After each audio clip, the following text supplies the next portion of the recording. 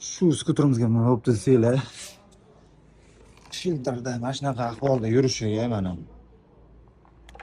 simlar boylab tashlangan, 220 tok tortganmi bilmayman. Karburator xarobadan chiqqan karburator bo'lib yotibdi.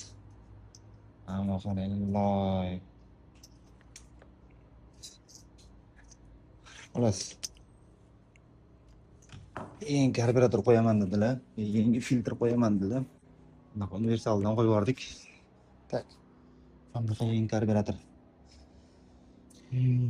Svicha ham almashdi, svichasini ahvoli qani. Qalb og'rig'i bo'lib yotibdi. Xolos. O, mana shu yangicha mordadagi bakovoy necha bilan oldini ko'radimi?